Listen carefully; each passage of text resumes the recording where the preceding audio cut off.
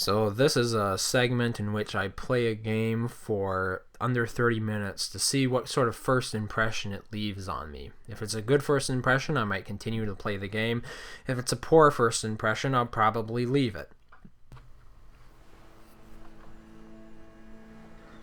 Okay, so I'm playing Total War Kingdoms here. Welcome home. It has been a long time since I looked upon your face. I almost didn't recognize you. Okay, so I don't know, does this really mean anything? We're gonna do a green tone, yeah. Definitely weathered. And that would be...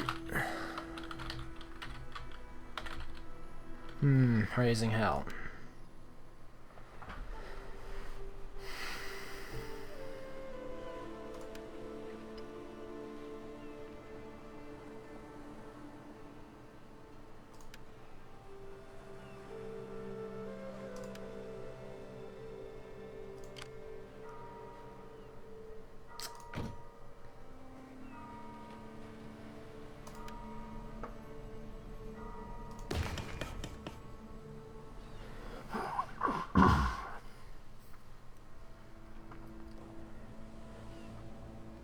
The dam will hold the water back for now, but should the water level rise too high, the dam will break. As a precaution, we should raise the terrain behind it. So, we're gonna raise the terrain. Sure, why not?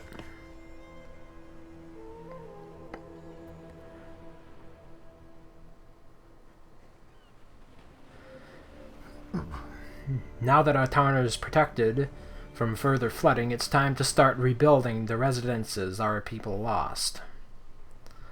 Once again, we are selecting terrain.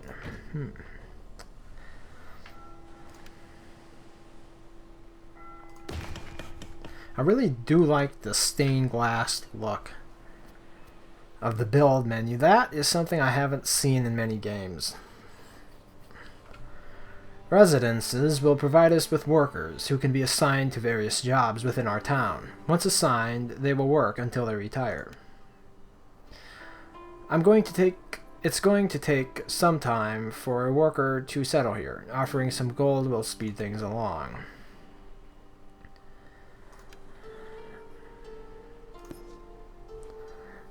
So is gold the currency you buy in this game? Collected workers are added to our town's workforce, a record of which is held at the castle.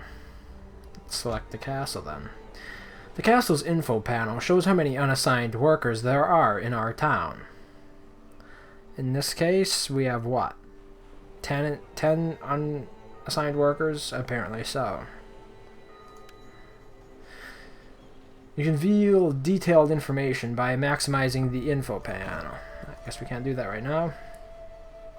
There we go. Here we can see additional information about the castle, such as how many walls have been constructed, how many other towns it's connected to, and how many workers are available to assign. Yeah, I've got 2 walls and 26 out of 50 workers. The terrain height is very high. The blacksmith requires a full workforce before it can start earning silver. Having 5 craftsmen will provide a bonus that increases the speed at which the silver is produced. Let's assign a craftsman now. So, selecting the blacksmith and adding a craftsman. Great! The blacksmith is now fully manned and has begun smithing again. With the town starting to recover, let's take a look at some of the other elements that make up your realm. The woodcutter can fell trees to gain wood. The amount of wood gained depends on the type of tree. Let's start by felling an oak tree. They grow slower than pine trees, but they provide more wood. Select the woodcutter. Select fell. Select the fell icon. Very Civ 5-like, to be honest here. Am I supposed to be doing something else?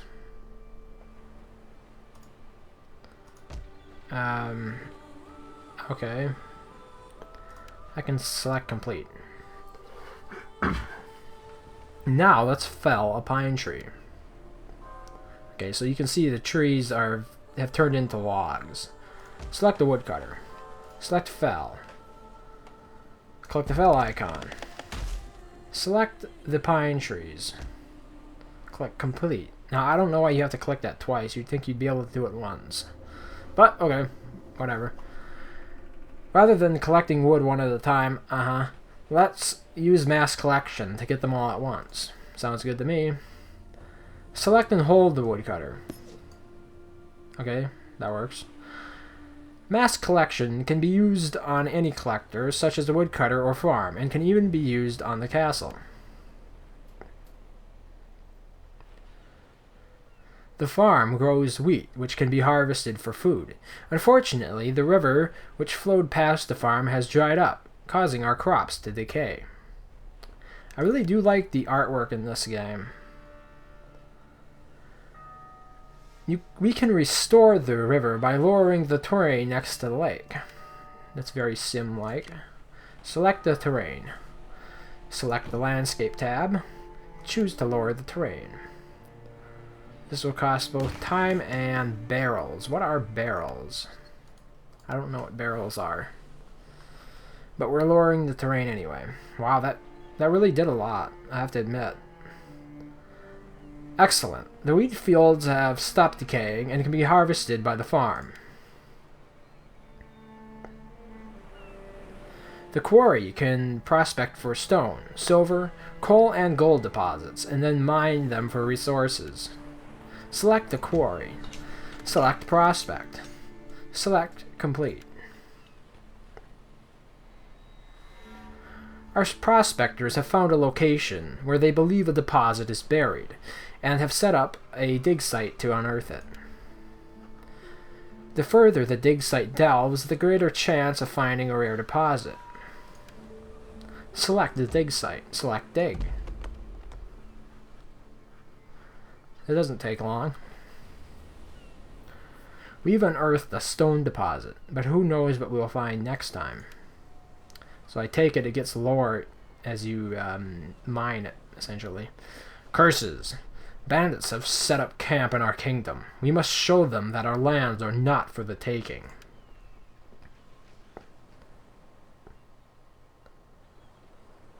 Okay. We should start recruiting soldiers if we are to have any chance of defeating them. Once again, we are selecting the terrain. And this time, selecting the military tab. I shall build a barracks here on this hexagon.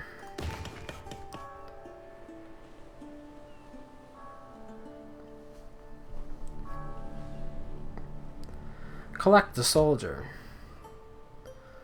I don't think I collected him. Okay. We're going to recruit the swordsmen here. Swordsmen are an all-around unit that we can use to great effect against spearmen and lightly armored foes. We must assign the swordsman to a unit slot in our army. Select the setup icon. You can see the setup icon is the upper right corner of the screen. Now select the swordsman. Select the unit slot. Okay. We now have the beginning of an army, but before we fight the bandits, we should build a church, which will house a holy artifact that will positively influence our troops in battle. I thought artifact was spelled with an I, but okay. Maybe that's a US spelling of it. So we're going to select this hexagon and build a church there. Now, the church is also in the military buildings tab, interestingly enough.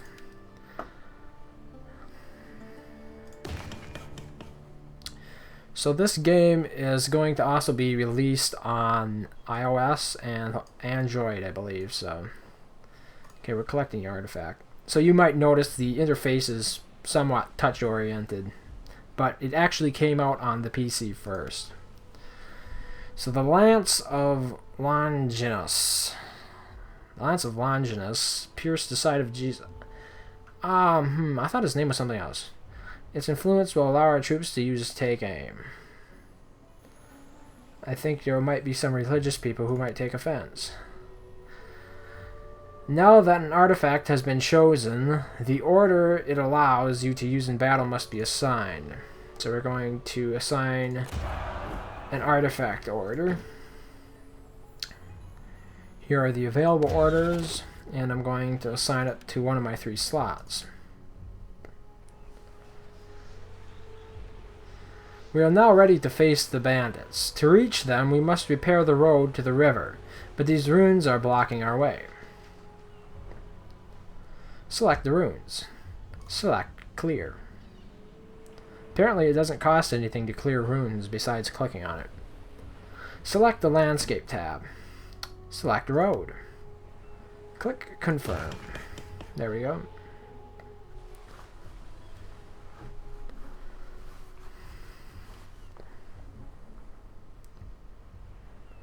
Building a bridge will allow us to cross the river while still allowing the water to flow freely.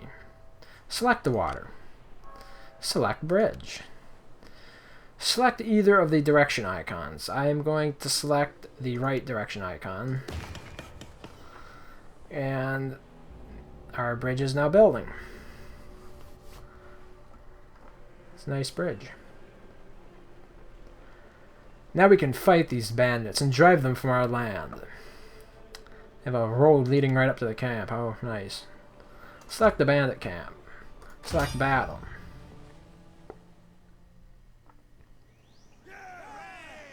Okay, let's see some Total War combat.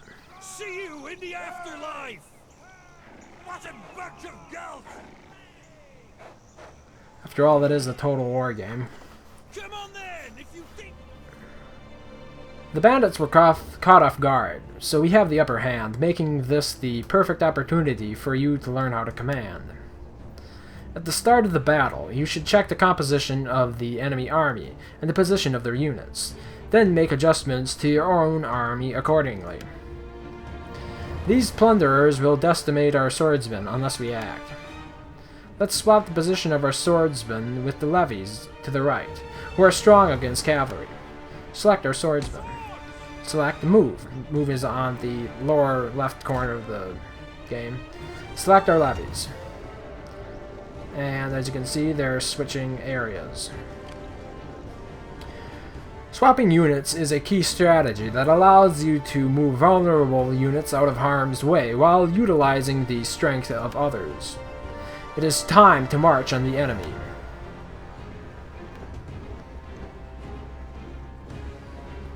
So one of the things touted by this game are fast battles. In other words, you're supposed to be able to log in and just play for a few minutes.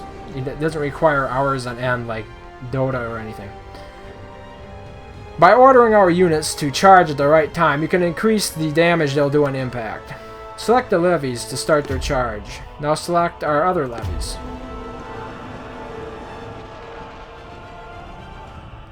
A well-executed charge. The bandits didn't know what hit them.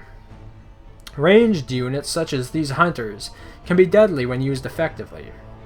Let's target the marauders, who are lightly armored and vulnerable to arrows. Select our hunters. Select Fire. Select the marauders. We can increase our hunters' accuracy by using an order. Select Take Aim. Now you can see orders are located here in the bottom right corner of the screen. Select the hunters once again. You can see they have an orange banner above them. Knowing which orders to give and when to use them is crucial, as they can turn the tide of a battle. Our swordsmen are eager to fight, but there are no enemies ahead of them. Let's taunt their poachers to provoke them into fighting our swordsmen. Select the swordsman. Select the taunt. Select their poachers. Easily excitable, aren't they? Taunting is an effective way for our melee units to engage adversaries on the back lines. If you manage to clear a line, this will often lead to victory. It is time to put what you've learned into practice. Show me that you've got what it takes to defend this land. Archers!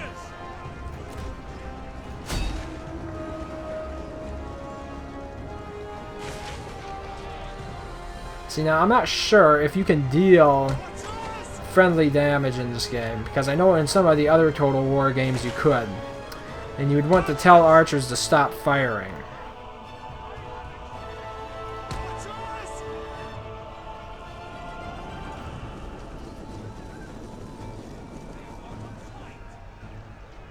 Okay.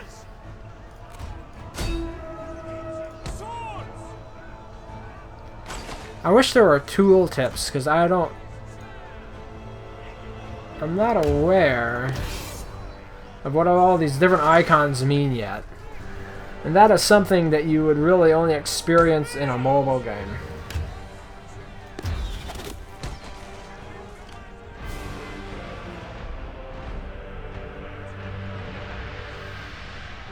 We live and the day is ours! Good old XP.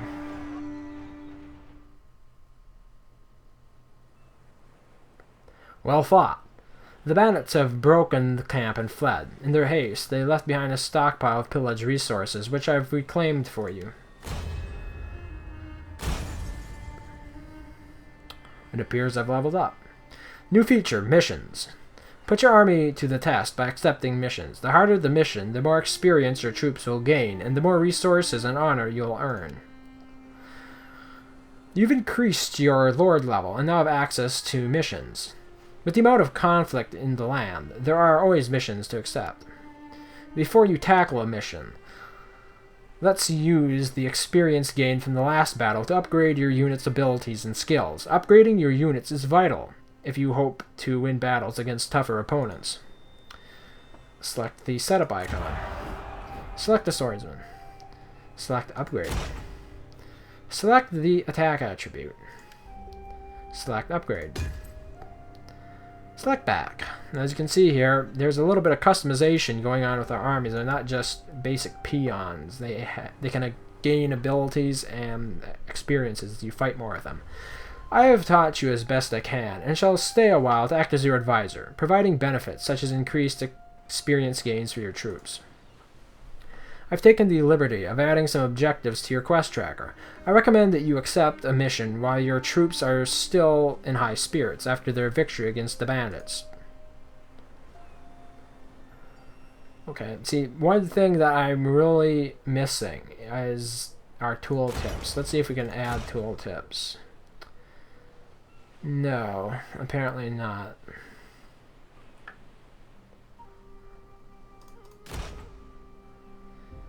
Yeah, that's regrettable, because even though it is touch-focused or touch-oriented as a game, I'm not playing on a touch screen, so... Okay, let's take a look at the missions.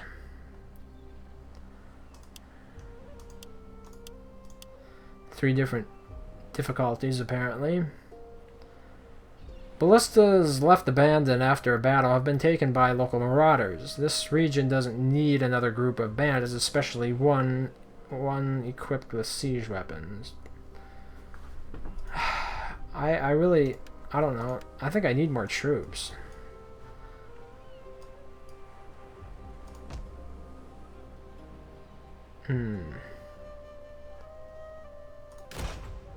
So you can upgrade units like that too, huh?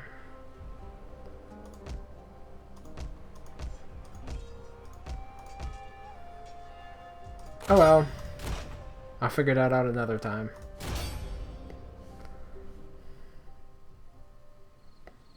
See you in the afterlife! Is that the very best you can do, you tart? You slovenly pigs! They look fierce enough. Swords!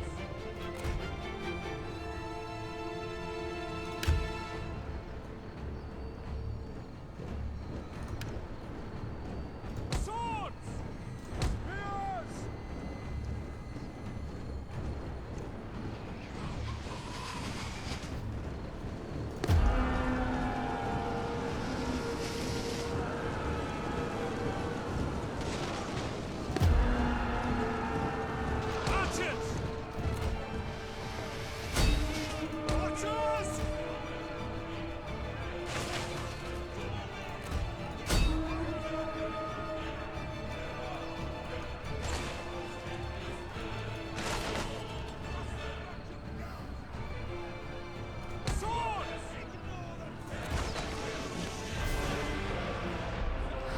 So this has been like a first impressions overview of Total War Battles Kingdom. And that's a mouthful, I think. I wish it was shorter. It takes a bit to remember that. But this is Total War Battles Kingdom. It's been a short overlook. You can download it free to play on Steam right now, and it will be coming to mobile devices sometime later. I don't know if there's an ETA for that. So thanks for watching, and I hope to see you next time.